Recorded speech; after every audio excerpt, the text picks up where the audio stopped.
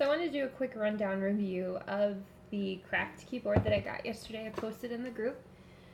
So what's really unique about this keyboard is it comes with this creative tool, and so there's like all these different editing kits now that are just a bunch of knobs that you can use with Photoshop, Lightroom, and basically you can just turn each one. It could adjust your exposure, saturation, I guess whatever you program to do. I have my eye on one, but I don't have one yet because I think they start around $400 and they can go up to crazy expensive, but it's crazy worth it from what I understand. So I saw this in the store, and this was $200, so it sounded like a fair compromise. It only comes with one knob. So I brought it home, and I was kind of curious to see if it could speed up my, my editing, post-processing cycle. So here's the keyboard. I really like it. It's backlit. It's heavy. It feels like a decent keyboard. I like that it has 3 program switches, so I can program this with 3 different computers. And then, of course, there's the knob, or the crown they call it.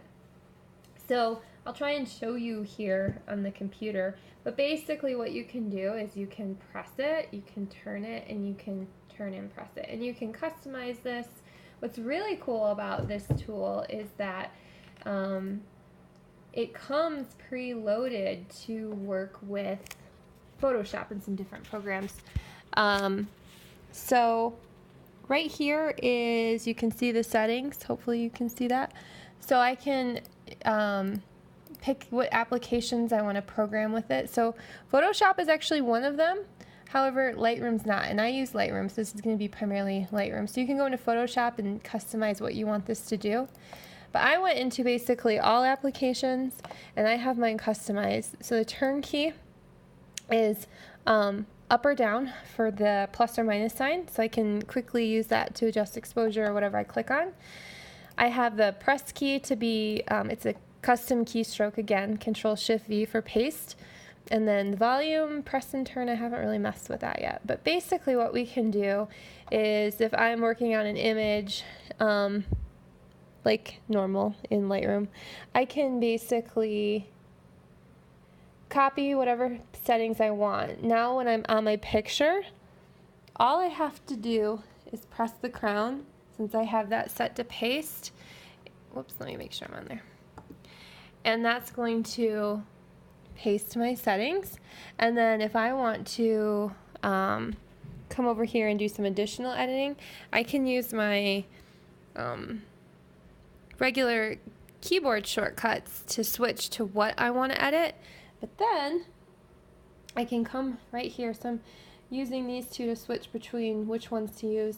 And then I can just use this knob up and down to adjust that. So right now I'm playing with shadows. Maybe let's do something a little bit more dramatic.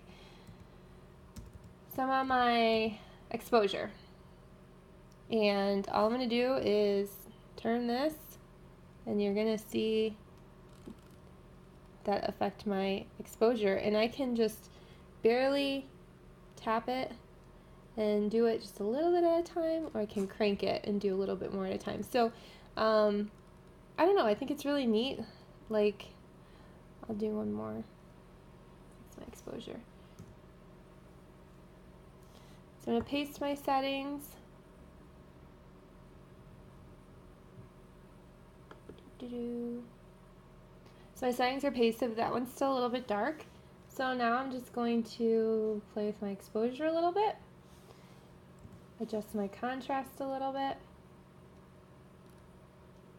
and it looks good to me. So that's just kind of, I've customized it in a way that's really nice, because I can, oh my gosh, you'd think being a photographer we'd know how to get this lighting under control.